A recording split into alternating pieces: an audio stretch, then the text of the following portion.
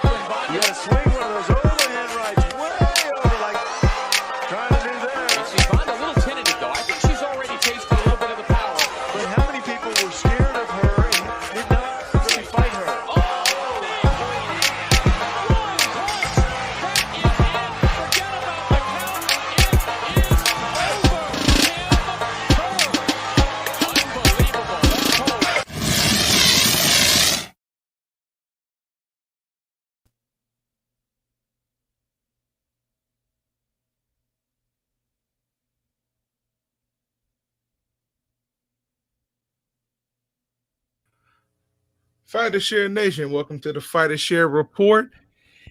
It is a little bit after 7 on Sunday, and we got a packed show for you. Apologize about the technical difficulties, but we're up here and we're ready to go. This is the Badger, and I'm Brew. What's going on, partner? You can't call it, bro. Therapy time. You know how it is. Yeah. I'm learning. That's all I'll say is I'm learning. Therapy time really helps. It's going to be a good show, man. A lot of it's going to be based around what happened last night. And we're going to jump right into it unless you got something else you want to talk about before we get into the first segment. Nah, bro. I'm ready to go, man. Glad to be here. Likewise, my brother.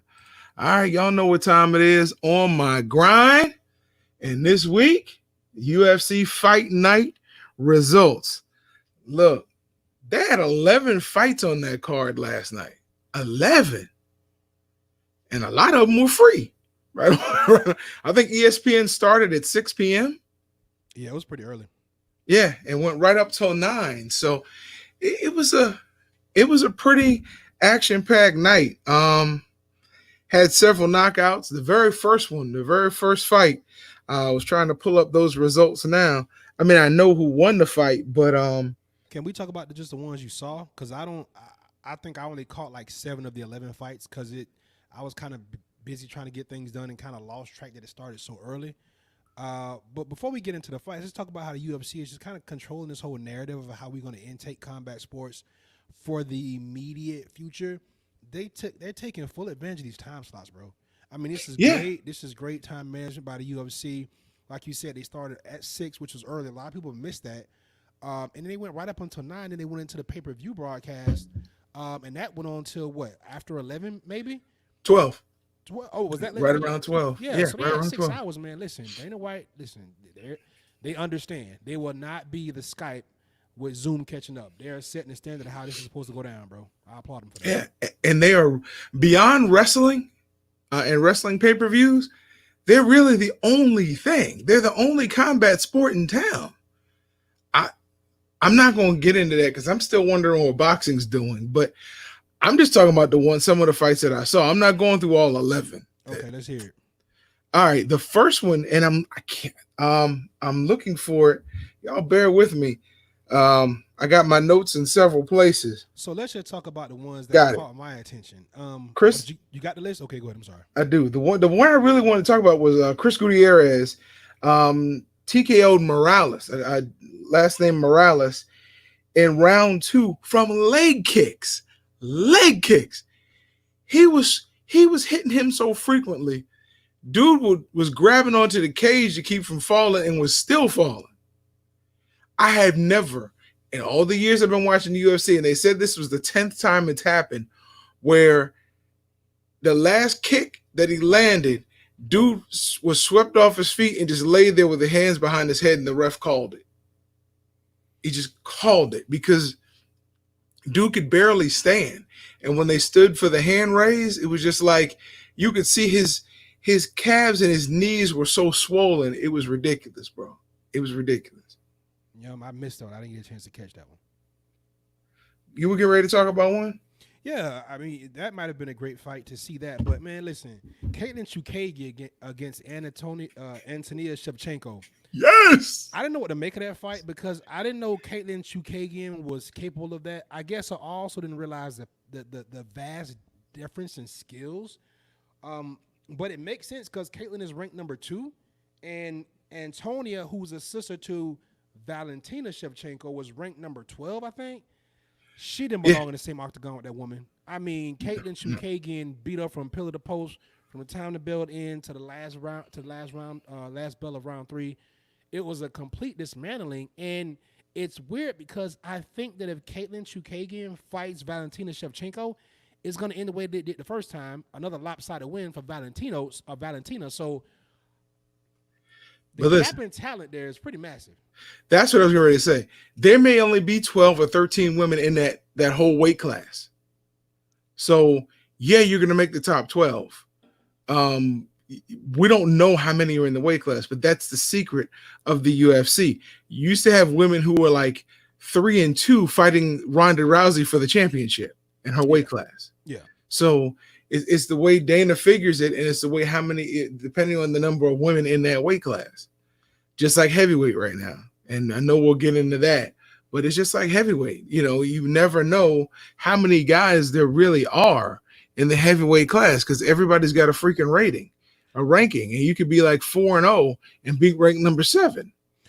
Another fight that caught my attention was Roosevelt Roberts against Brock Weaver. I know Brock Weaver. I've seen Brock Weaver personally.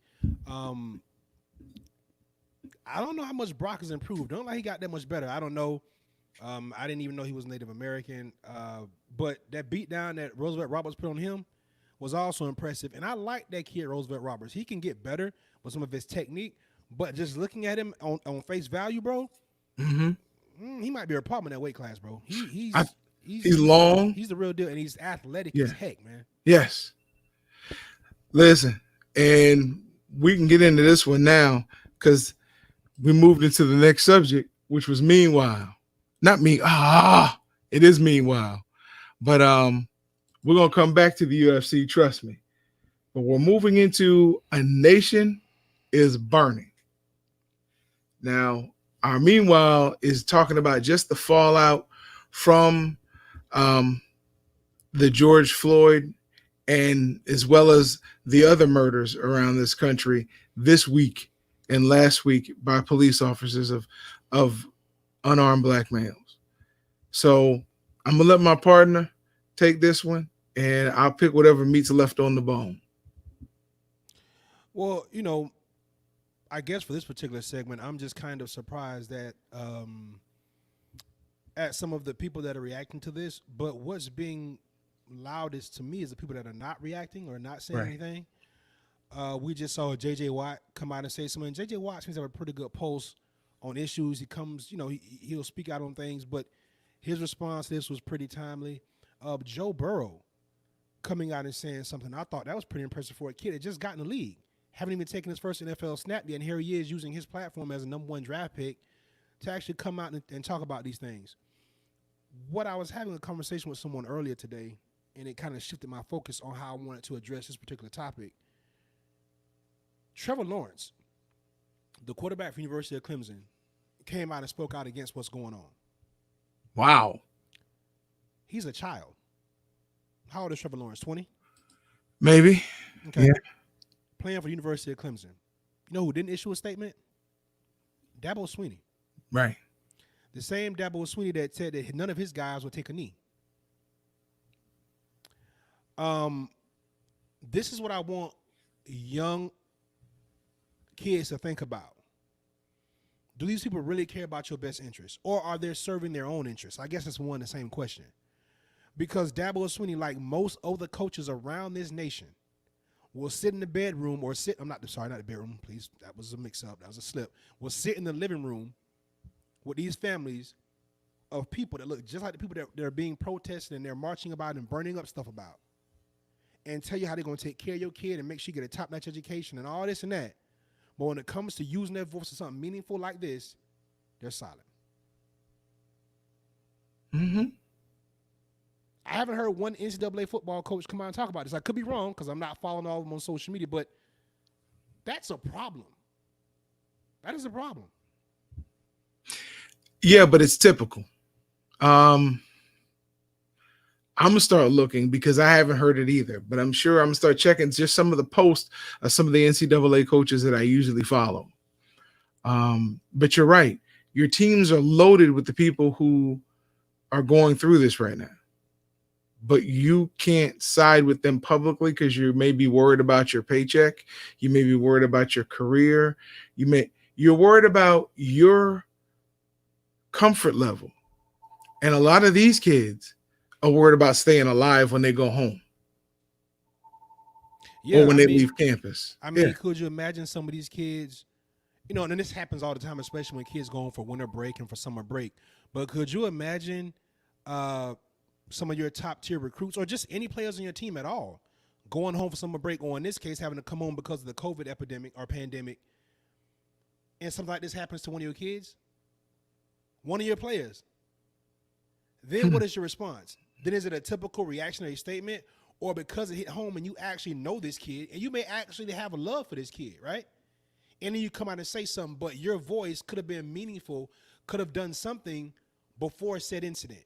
And that's what people are talking about. It's happening so frequently, but where is the outcry from the people that have the ability to change the narrative? Keep in mind, black people didn't accomplish civil rights on their own. Nope. There were certain good people from other backgrounds and other races that stepped in to make these things happen. They had to. Albeit nothing talks like money, and that's a totally different subject. But some people had to get in the forefront. Do you know who the abolitionists were? If it wasn't for abolitionists, we might still be in chains. Honestly, if it wasn't for Lincoln wanting to break the Southern economy, he didn't do it for the slaves, but he wanted to break the Confederacy's economy so they wouldn't leave. That's why he signed the Emancipation Proclamation, because he really cared. You had slaves who were still on plantations being enslaved for the next 15 years after the Emancipation Proclamation. So I don't want to get on that. Listen. Well, there was a topic you were supposed to get on. That was the whole point. Yeah, but we ran out of time on that. That's cool. That's cool. Because, but while I pull up the next one, boom, we had a comment. As always, I like that though. Oh yeah, my name is Gang Killer Plays. Hey, appreciate the love, man. You're always consistent with checking in, so we definitely appreciate it. Definitely. So we go to Yeah, I Said It. And Yeah, I Said It. Tyron Woodley. Oh man, I know it's Tyron. I don't know why that E's there. Because you put it Tyron Woodley, huh? Because you put it there? Yeah, I did, but I knew better than that. It's done. That's the most important part of it. Tyron Woodley is done. Yeah, he is. I knew Gilbert Burns before this fight. And if you look at the tweet I posted right before the fight started, I said, I'm leaning with the champ on this one, but Gilbert Burns is game. I watched this man and his brother get ready for a fight about 2 years ago in Kazakhstan. They fought on the undercard of one of the guys I was with, Martin Smash Brown, who was the main event. They fought on his undercard. And we shared a hotel with these guys for about 5 days. And not only were they good people, but they worked extremely hard. And I saw some stuff behind the scenes. I was like, wow. And I'm looking at Herbert, who was the younger brother, who is now also in UFC, thinking that, man, this kid is going to be good. But looking at his brother, and I didn't know at the time that Gilbert was on his way to the UFC. But when I watched the way they trained and the different nuances that they talked about as far as their jiu-jitsu and their athletic ability and their, the things that they were talking about, I was like, man, this dude is pretty sharp. Well, it manifested itself last night. And he kicked the shit out of Tyron Woodley. It wasn't even a competitive fight. He won every round. It's more of an indictment on how good Gilbert Burns is, but also that Tyron Woodley is 38 years old, and it's a wrap for him, man. Even if we feel like Tyron fought the same style he does in every fight, the biggest thing about Tyron Woodley is gone, and that was the mystique of invincibility. Once Kamaru Usman pulled that blanket off of him and exposed him, I just don't see any other fighters being, not they were ever afraid, but being as cautious as they were. I think it's over for him, man. Okay. Yeah, it's over. If it's not over, he's gonna have to start over and go on like a 3 or 4 fight win streak, and convincingly. What I saw in the Kamaru Usman fight was his will was gone. What I saw last night, his will hasn't come back. He threw a couple good shots in the first round. And when Gilbert didn't fall or didn't back away or it was like, okay, well, I'm just going to take these pot shots. He didn't do any work. When he had Gilbert up against the cage, he didn't do any work. It was like he was waiting for Gilbert to do something. His corner's telling him, back away and throw some hands. Go in, work on the body. Come in behind your jab. Keep your hands up. They're telling him this the whole fight. Take him down. He didn't even have the wherewithal to switch levels and take him down. He's an accomplished wrestler. He's an accomplished striker. I don't think that Kamaru Usman found the secret weapon to beating Tyron Woodley. I think Tyron Woodley's lack of will was the secret weapon to beating Tyron Woodley. I don't think 2 years ago, even at Gilbert Burns' level now, that fight goes the same way. Well, again, it's the level of invincibility that I talk about. That can be more detrimental to a fighter than actually getting beaten coming back. Because as you can see, once that air of superiority, that confidence, once that's gone, it's hard to get back. And the way that Usman took it from him, literally took it from him, is another, makes the climb back so difficult. And at 38, he's not going on a 4 or 5 fight win streak to get back in contention for that belt. He's fighting, to me, for the money. I don't think that Tyron, he's 38, man. That's old, bro. And when I don't mean old, but I mean old as far as fighting in a sport like the UFC.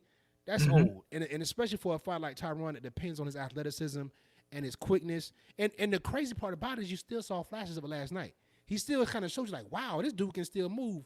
But the secret's out. They're watching for that right hand now. Gilbert Burns, as good as a wrestler as Woodley is, Burns is a 3-time world jiu-jitsu champion. Nah, that was a bad matchup for him. I don't know if he's gonna ever get back. I think he's done. Yeah, he's done. Because a championship wrestler, skill-wise, beats a BJJ guy most of the time. Even Cormier talked about it. They match up too well against BJJ. But, wasn't proven last night. Tell you that much. All right, well, listen. It's time for #CBM. Couldn't have been me. You ready for this one? Let's see what you done cooked up, man. I hope it's better than the last one you did. That was pretty bad. Really, bro? Yeah, that was pretty bad. It was. That was actually. It was. So, all right. Let's see if we can get the screen turned. Oh, look. All right. And off of Instagram. Here we go. Whoa.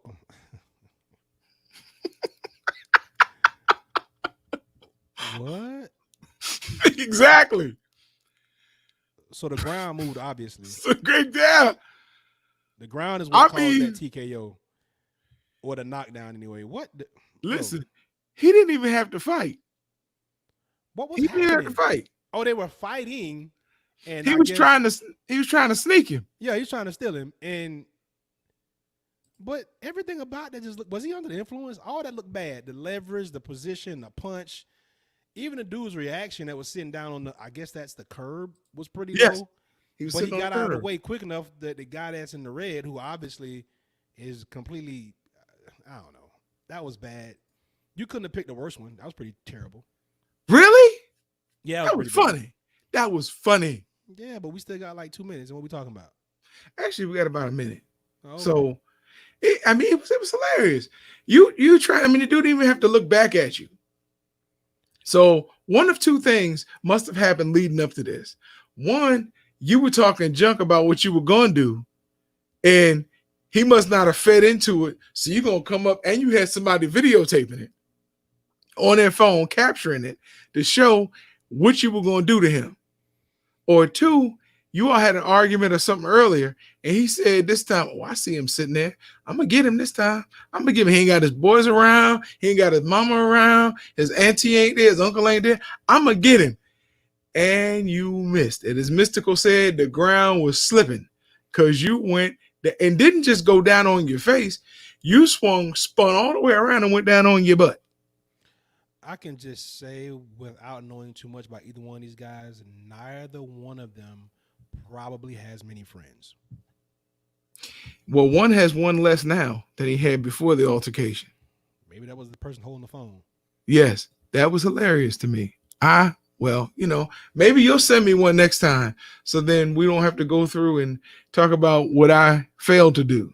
Yeah, because this section is actually supposed to be pretty good. So yeah, maybe I'll do that. Shout out to Shortstop. You all are color coordinated. Ain't that so sweet? It is, and it happened by osmosis. We didn't even communicate. It just happened. So there. We did.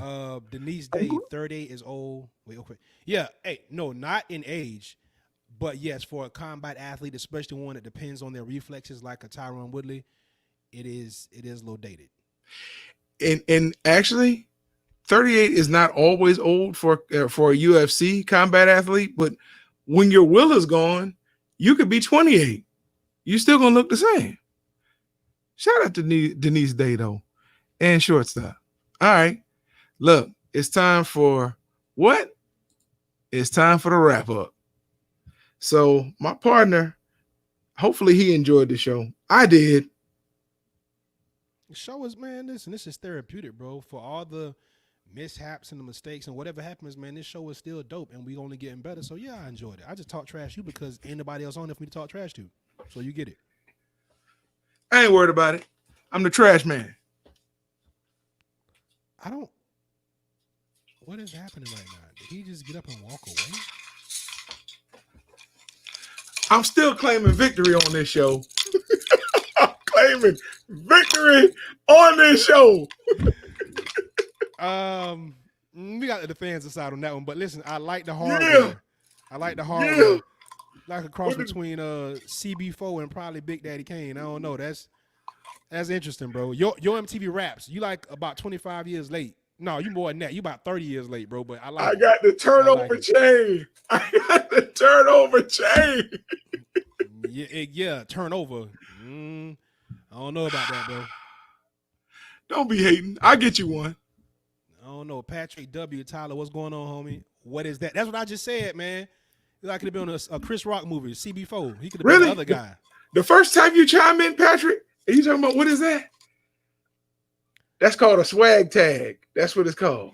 And that's my logo on that swag tag. That is dope. So, the logo is dope. The name, the swag tag, I'm going to need you to get up on your vernacular. That is terrible. You sound like a suburban kid. First of all, I didn't come up with the name. I like the logo on it. That's dope. The person that did it for me calls them swag tags because that's part of his last name. Well, you should know better not call that on the air. But shouts out to him. That's good work, though. That's good work. It is good work. So when I have a good show, y'all won't see this. So I had a good show today. So no, you should have put that shit down today. You didn't have a good show. You should have hit. I did. Say that for next time. First of all, don't hate DJ Schwoof. I had a good show. So, hi. All right. Well, look. Shout out to my wife, to my mom, to my daughter. Go ahead. Nah, I don't really have much, man. Shout out to everybody that's out there doing what they feel like they got to do. It's that simple for me, man. So, from me to everybody else, we appreciate everybody logging in, checking us out. Everybody that comment on live chats, thank you so much.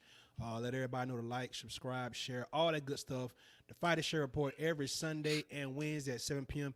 And y'all tune in to catch us on the Beatdown Monday, Tuesday, and Thursday at 11 p.m. If you're up that late, some of y'all a little older, a little longer in the tooth, you go to bed early. But if not, man, y'all make sure y'all check us out. And that's all I got, man. Fighter Show Nation, we out of here.